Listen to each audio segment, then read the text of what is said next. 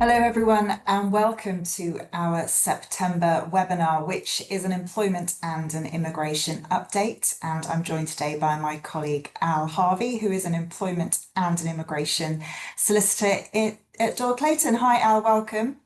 Thanks, Emma. Thanks for having me.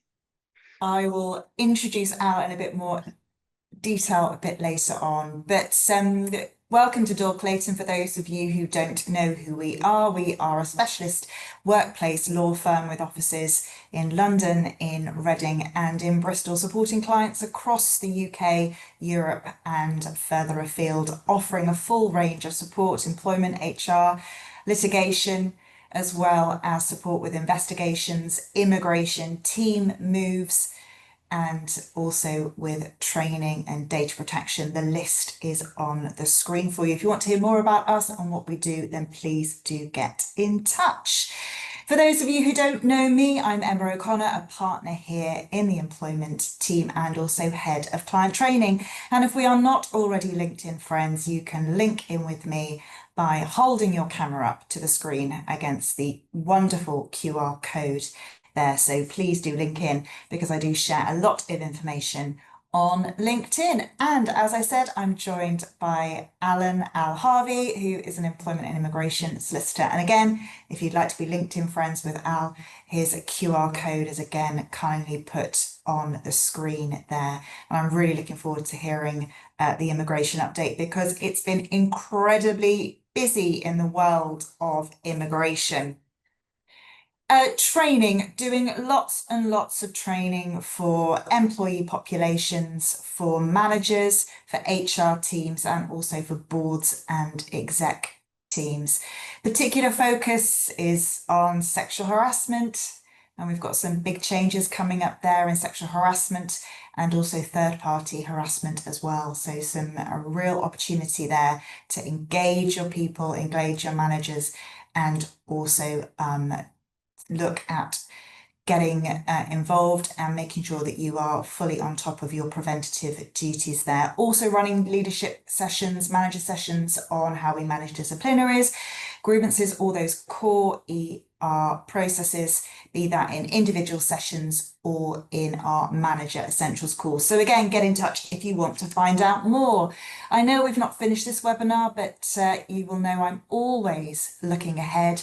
And our next webinar is on the 15th of October, where myself and Kate Capp, partner and head of our Reading team, we will be discussing investigations. And again, lots of investigations hitting the news headlines. So again, very, very topical.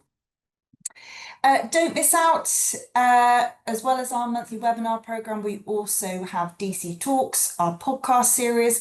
Just launched our newest episode of DC Talks, and that was me talking to employment partner Anne-Marie Boyle about all things workplace mediation. It really is a great listen. We cover lots and lots of topics, really accessible, all in 26 minutes. So again, fantastic podcast there. So again, you can find us on Spotify and on Buzzsprout. So do check that out. As well as running bespoke and tailored courses for clients, for employers. Also going to be running some public courses as well. The next public course that I'm going to be running is on mastering probation, because I really do see this as a huge issue for employers. Lots and lots of clients are saying, Emma, how can we engage our managers in the probation period, particularly when we have an eye, as we must always do, on the Employment Rights Bill and what that might mean, particularly around unfair dismissal rights. So again, if you want to book up for that, it is online. It's a virtual course. Places are limited, but again, it's an opportunity to join that. So you can have a couple of dates there, and I'll be sending out more details about how you can book onto that. So I look forward to seeing as many of you on that course. And again, happy to run that in-house as well. I've got lots of inquiries about running probation courses in-house, not just for HR teams, but for managers as well. So again, lots of opportunities there to get in front of your managers and raise that HR voice. Just before we start, just a bit of housekeeping. Al and I are live today. The session is being recorded as well and will be available via our YouTube channel and also on our website afterwards.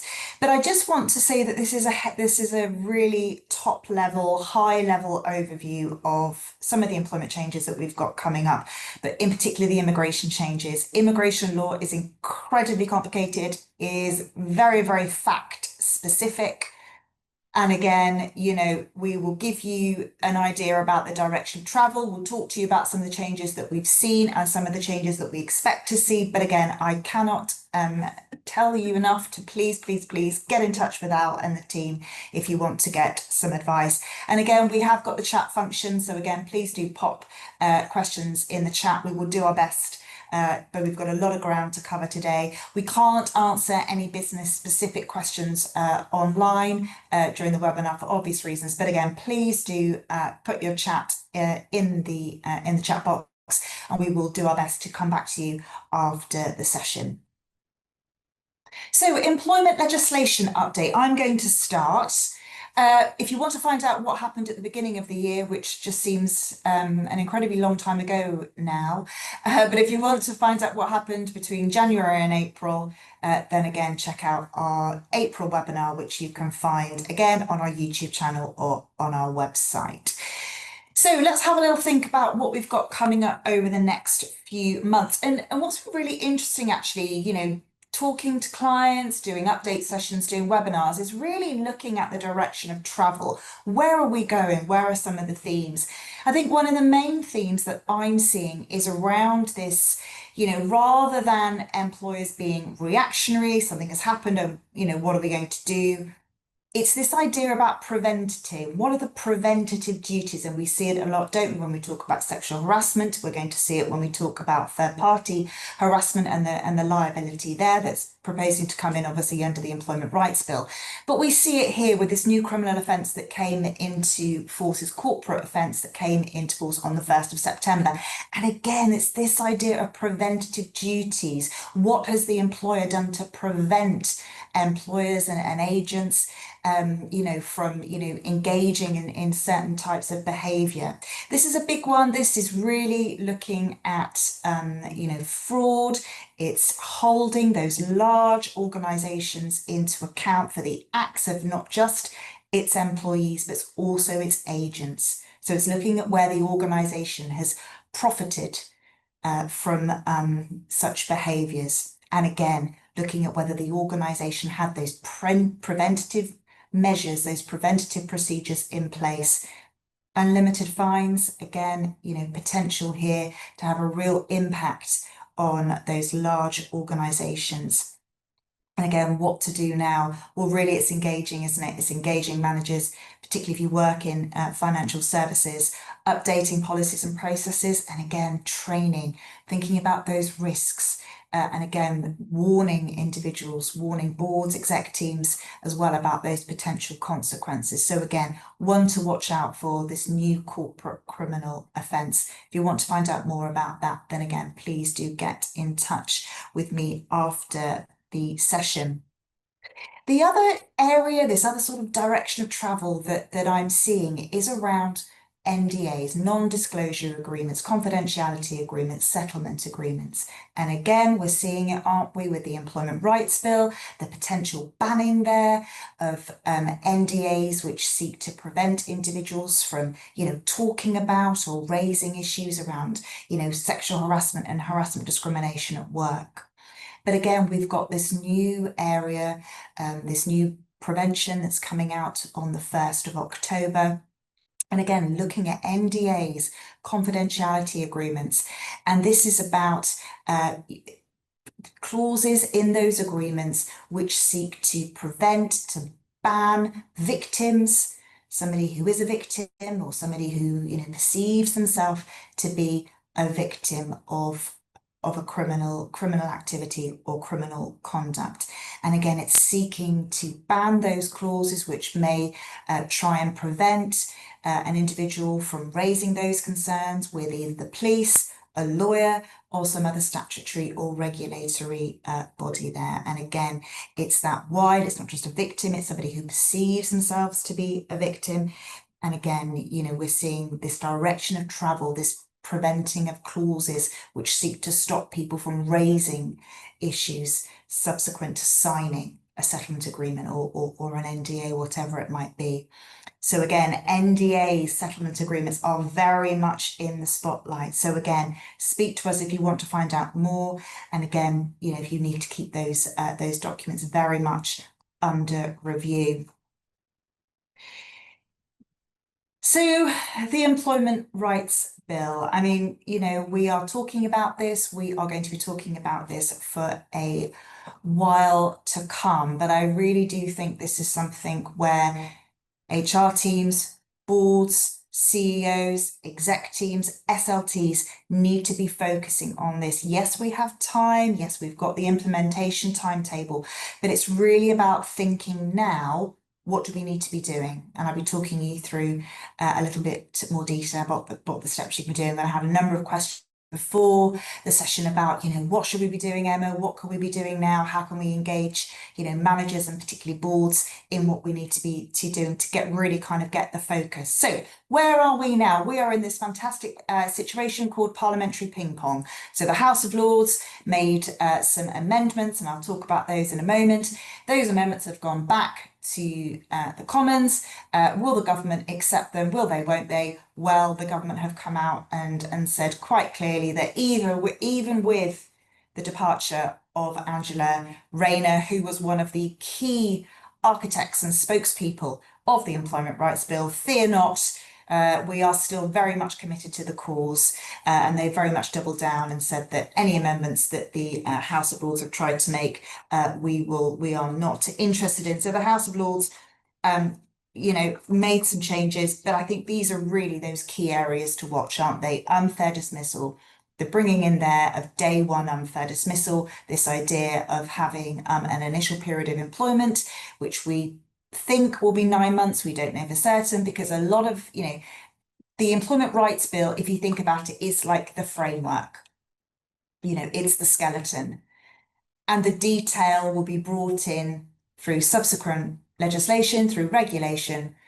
So again, there will be consultation on that. But again, we've very much got the framework, we've got the Labour Party manifesto, and we've obviously got that sort of, you know, drip, drip, drip of information that we see coming through. But unfair dismissal, again, it's going to be a huge issue for clients, particularly around probation periods, dismissal and re-engagement, fire and rehire, collective redundancy rights, and what that means. And again, workforce planning, how easy is it going to be? How attractive is it going to be for us to use zero low hours on agency workers?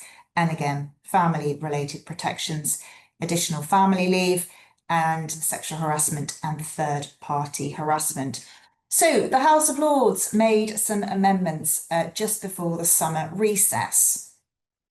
Probably the big one there, and the one that sort of gripped most of us and sort of made the headlines, was that the House of Lords have said, we don't think that day one unfair dismissal rights is workable. Why don't we instead, if you really want to, you know, reduce that time period and allow more individuals to be able to claim unfair dismissal, why don't we make it 6 months? And a lot of commentators have been saying, look, why don't we do this? So they've said 6 months unfair dismissal.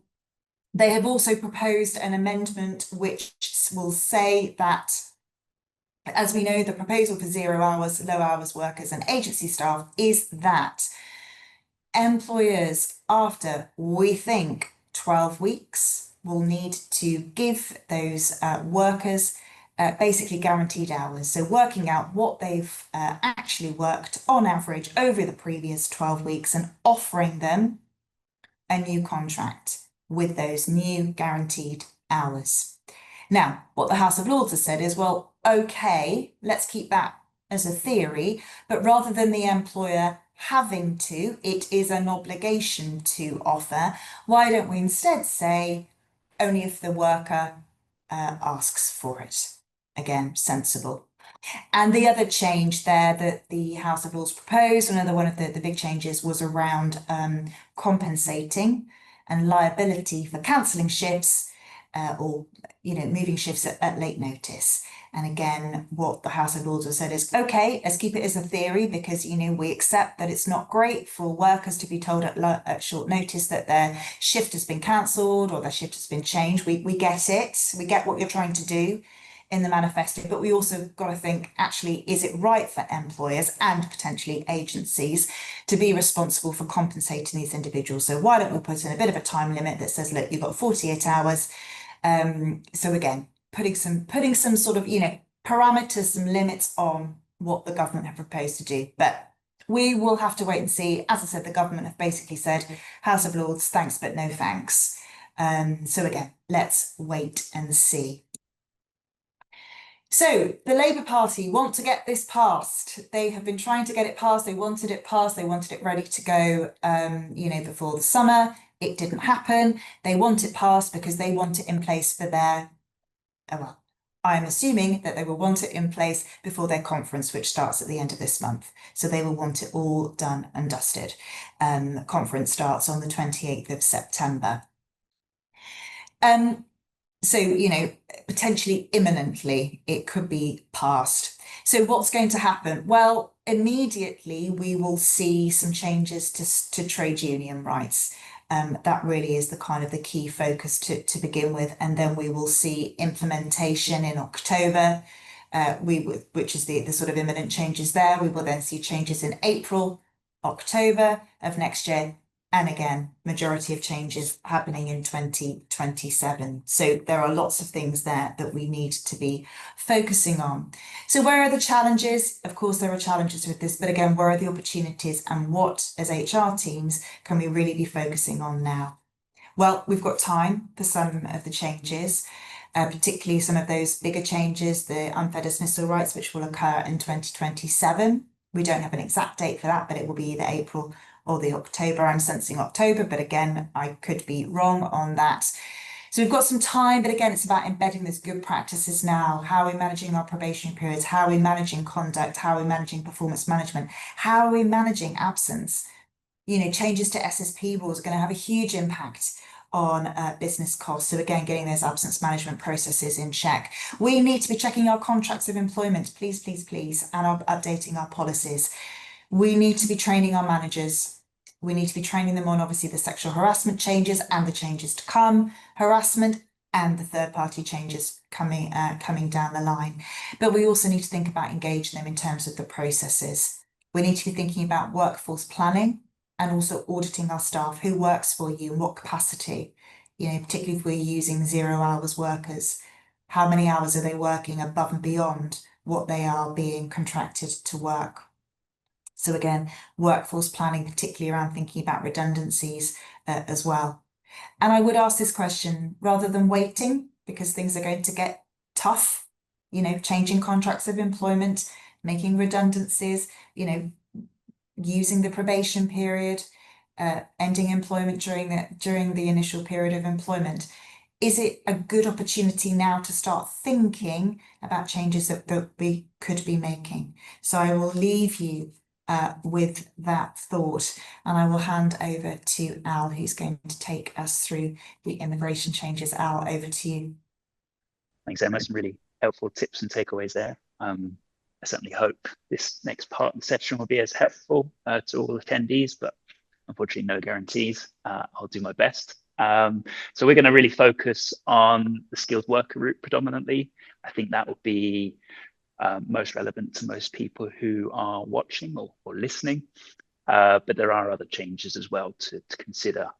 So yeah, a lot of people would have been aware that there was a policy paper which was introduced earlier this year, setting out various proposed changes to the immigration rules, and some of those changes have now come into effect as of, well, the changes were introduced on the 1st of July, and a lot of the changes affecting the skilled worker route were effective from the 22nd of July. The government have announced it essentially as a complete reset of the UK immigration system.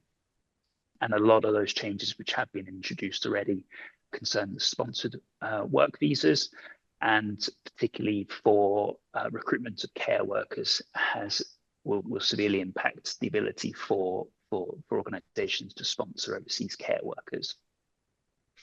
So we're just going to have a look at the skilled worker route and the changes we've seen to increase skill level. And we'll also have a look at the salary thresholds, which have increased as well. Thank you, Emma. So increased skill thresholds for skilled workers. So broadly speaking, we've seen an increased skill level for roles eligible for sponsorship under the skilled worker route. These are now RQF level 6 up from RQF at level 3. So RQF level 6 is essentially a graduate level or above role, whereas RQF level 3 were roles A-level equivalent. The threshold relates to the skill level of the occupation rather than the qualifications that the applicant must hold. For some people, you may recall that this was actually the position before the end of the Brexit transition period. So pre-transition period, we saw jobs had to be at RQF level 6. Post-transition period, it went down to RQF level 3, and now we're back to RQF level 6. There are various exceptions which we'll touch upon, but the overall picture is that this move to RQF level 6 has actually reduced the list of eligible occupations for skilled worker sponsorship by over 100. I think it's potentially as high as 180 type roles, which obviously could be is quite a dramatic change, particularly for organizations that do rely quite heavily on sponsorship for recruitment purposes in some of those lower skilled roles. So for context, I had a look at the sort of the roles which now are no longer eligible for sponsorship. So 3 months ago, under the old rules, a new hire under the skilled worker route, you could have sponsored somebody as a manager in logistics, lab technicians, counsellors, veterinary nurses, insurance underwriters, police officers at sergeant and below. Post 22nd of July 2025, these roles are no longer eligible for sponsorship for new skilled workers, for new people coming from overseas to be a skilled worker, or for people switching into the skilled worker route. So obviously it's just a small indication of the types of changes and the level of changes we've seen, and the fact that for many organizations this could potentially impact their recruitment plans. It's important to note that individuals who are already sponsored under the skilled worker route in RQF level 3 to 5, when the changes were implemented on the 22nd of July 2025, may continue to be sponsored and they will benefit from transitional arrangements. Thank you, Emma.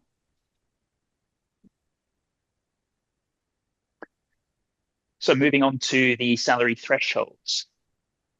For those who are familiar with the skilled worker route and the immigration rules, you will know it's quite a lot to read through and to get your head around. There isn't just one minimum salary figure that must be met for an applicant to be eligible for sponsorship as a skilled worker. There are multiple options to select from. The available options will depend ultimately on an applicant's personal circumstances. For example, an applicant may be eligible for a lower salary if they have a relevant PhD, or if they are a new entrant at the start of their career. And these are new entrants is a defined term. For example, people who are under the age of 26 can be considered a new entrant and can rely on the new entrant provisions to receive a lower salary and be eligible for sponsorship. So for each of the tradable options that you can select from, essentially to meet the requirements for sponsorship eligibility, the applicants must meet the relevant general threshold for that option and the going rate for the occupation code. When it comes to an occupation code, very high level, essentially a sponsor must select an appropriate occupation code based on the prospective duties and responsibilities of the role in question. And then if you go into the immigration rules, you can see where essentially what the salary requirements are for that occupation code. And then you can see the different options in terms of percentage discounts that may apply depending on the personal circumstances of the applicant. So broadly speaking, then, the main skilled worker requirement from the main requirement essentially is that an applicant must now be paid the hire of £41,700, which is the general threshold, and 100% of the occupation code going rate, which can be prorated to the applicant's working hours. Someone who is a new entrant to the skilled worker route has a new general threshold of £33,400 per annum and 70% of the occupation going rate, whichever is higher.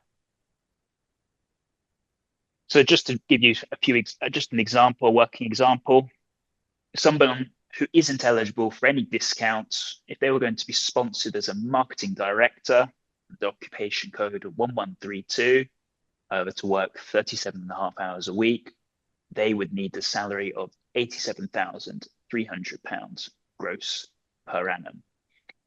Before 22nd July 2025, it would have been £83,000.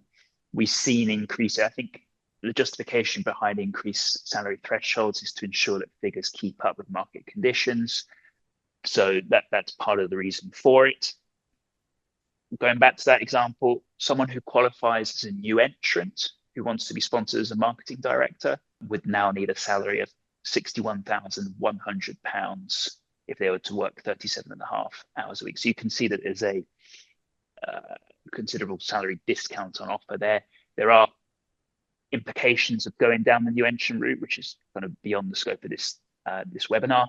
I think what is really important for anyone who is embarking on a sponsorship journey is to just ensure that you're really carefully assessing the rules, the applicant's circumstances. It can be very easy to make a mistake, so do take advice if unsure of anything. So in terms of a few other changes we've seen already implemented, we've seen the introduction of temporary shortage list to the skilled worker route. As the name suggests, this is a temporary list allowing certain lower skilled occupations, so RQF levels 3 to 5. This list allows them to still remain eligible for sponsorship. The purpose of it is to address labour shortages in certain sectors, such as builders, tilers, and mechanics. Occupations on this temporary shortage list are currently eligible for sponsorship until the end of 2026. Currently remains unclear as to whether individuals who are sponsored under the temporary shortage list will be eligible to extend their visas beyond 2026. It's important to note, if an individual is seeking sponsorship and relying on the temporary shortage list, they cannot bring a dependent with them to the UK. The list is temporary in nature and is also fluid, meaning occupation codes can be added and removed via a statement of changes. I assume it will be reflective of market needs and ongoing labour shortages seen within the UK. The temporary shortage list will run alongside the immigration salary list for now. The immigration salary list, for those who aren't familiar with it, replaced the shortage occupation list in 2024. And it was aimed at essentially bridging labour shortages as well by offering people who were seeking sponsorship in these roles a salary discount, essentially making it easier for sponsors to bring in people to fill these roles which were in shortage occupation and to benefit from a lower salary threshold. The immigration salary list is specific to certain areas in the UK. So for example, some of the jobs which are currently on the immigration salary list in demand in Scotland includes chemical scientists in the nuclear industry. Going back to the temporary shortage list, which runs alongside the immigration salary list for now, unlike the immigration salary list, the temporary shortage list does not qualify the sponsored migrants for a reduction in salary. And they will run side by side for now, I think until the end of 2026. And as we'll come on to, there is discussion about the immigration salary list being removed entirely in the future. One of the other changes we've seen is that the statement of changes has essentially put into effect the Home Office's intention to close entry clearance applications for skilled workers sponsored under occupation codes 6135 and 6136, namely care workers and home carers and senior care workers. These applications are now only permitted for those seeking permission to stay, essentially extension applications. So unless a defined certificate of sponsorship for somebody coming from outside the UK was assigned before the 22nd of July 2025, it will now no longer be possible to sponsor a care worker or senior care worker under one of the two occupation codes I said for entry clearance under the skilled worker route. Right, so in terms of further changes expected later this year and beyond, we are anticipating further increases in salary thresholds. Details about this are still to be confirmed, but again, we would expect there to be transitional provisions to apply. We are waiting to hear from the Migration Advisory Committee, who are due to publish a report which will touch upon this. We expect in early 2026. We are also anticipating English language requirements to be enhanced. So for skilled workers, we're expecting it to increase from level B1 to B2, B2 being essentially upper intermediate or a confident speaker. We are also anticipating a language requirement to be introduced for dependent partners for the first time at a lower A1 or basic user level. One of the biggest changes we're anticipating, and as many of you will have heard and perhaps had queries from concerned skilled workers who are currently sponsored, it's anticipated that the route to settlement as a skilled worker will double from 5 to 10 years, though individuals who make greater contributions may apply sooner. The reference to greater contributions is reflective of the government's policy paper, which was published earlier this year, which used that phrase, although it did not expand on the definition of greater contributions. But we imagine it will be there will essentially be a points-based system to reflect economic contributions. It's also not currently clear whether it will affect current skilled workers or just new skilled workers after changes have been introduced. Again, we need to wait and see later this year or early next year. The implication of this being that many skilled workers are, hoping to reach a point where they can settle in the UK and then potentially naturalize as British. A prerequisite to being eligible for naturalization is that you have secured indefinite leave to remain first. So evidently this could delay a lot of individuals' hopes and aspirations for naturalizing, if that is something that they are keen to do. We are also expecting an increase in the immigration skills charge from £1,000 per year for a medium and large sponsor to £1,320. This is all payable up front when assigning a certificate of sponsorship. Evidently, if we are potentially looking at up to 10 years of sponsorship being required for a skilled worker to be eligible for settlement, that is quite a cost, which will have to be borne by the sponsor and cannot be passed on to the migrant. As I touched upon earlier, we are expecting the immigration salary list to be abolished with just the temporary shortage list remaining. The Life in the UK test is expected to be refreshed. It is considered to be quite outdated and overly focused on obscure facts. So I think for many, a refreshing of the test will be very welcome. We are also expecting family migration policy to be reformed, introducing a stricter financial requirements and stricter English language requirements, as well as limiting decision makers' abilities to exercise discretion where human rights grounds are raised. And the government has also confirmed that civil penalties for illegal working will soon extend beyond direct employees to cover subcontractors, agency workers, and individuals in the gig economy. This change is part of the Border Security, Immigration and Asylum Bill 2025, which is currently making its way through Parliament. And lastly, graduates currently can apply for permission for 2 or 3 years in length. It's anticipated that this will be reduced down, meaning that graduates will only be able to secure 18 months of permission, at which point many will then seek sponsorship as a skilled worker. Just picking up on that civil penalty point there, Al, I can see that being a huge issue for clients who use subcontractors in particular. I'm thinking clients there in the construction sector, but others as well.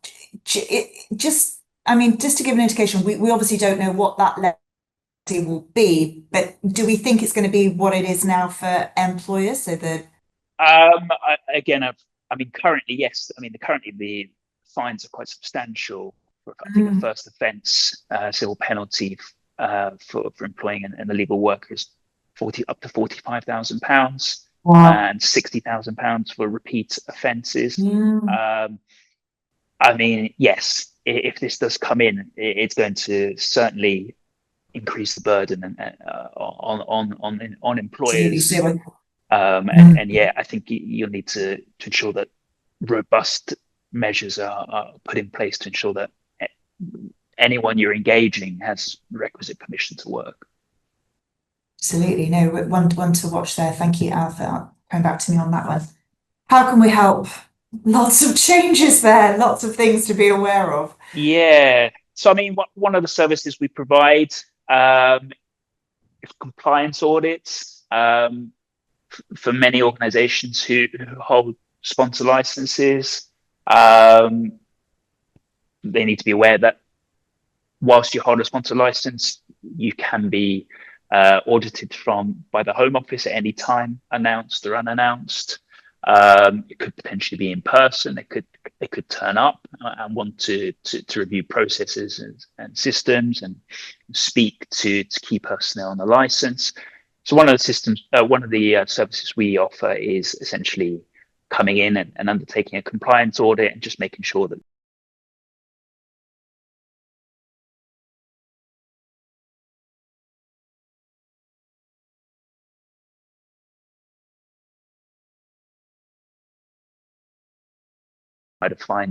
summary of our findings and recommendations on essentially how to improve compliance. Obviously, we offer HR support. There is also training. We do sponsor compliance training, right to work training. Right to work training may be even more important if we do see the changes we've just discussed. And we also assist organizations with all steps in the sponsorship process, obtaining licenses, maintaining licenses, signing, requesting certificates of sponsorship, assisting individuals with their visa applications. So yeah, like we touched on at the start of the webinar, if in doubt, feel free to reach out, and I'm sure either I or someone else in the team can assist with any of your immigration needs. Absolutely. And just to repeat as well, this is information only, this webinar, again, very, very fact specific.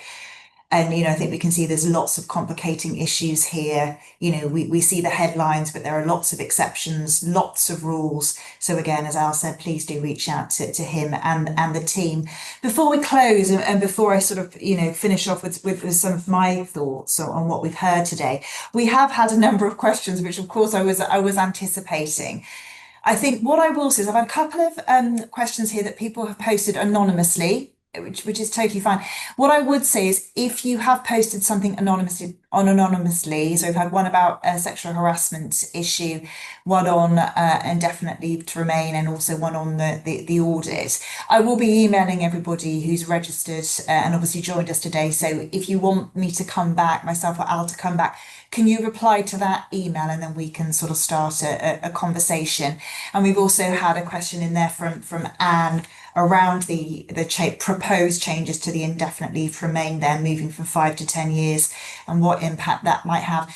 And I think the point is, at the moment, we simply don't know. I think that the point is it's certainly one area to watch. What we do know is that those individuals who are currently here, there'll be sort of a credit system, so you get points for generally being a good citizen, and obviously sort of the economic contribution that you've made. So again, please do get in touch this after. I'll be sending everyone details of email addresses and contact details. But just before we go, I think really hearing what Al's talking about, again, there's this other direction of travel, isn't there? The preventative duties is looking at confidentiality, looking at settlement agreements and NDAs, but I think also around recruitment, again, what I was talking about in terms of unfair dismissal, potential changes there, looking at, 0 hours contracts, agency workers, Al there talking about the extension of, liability there for subcontractors, etc.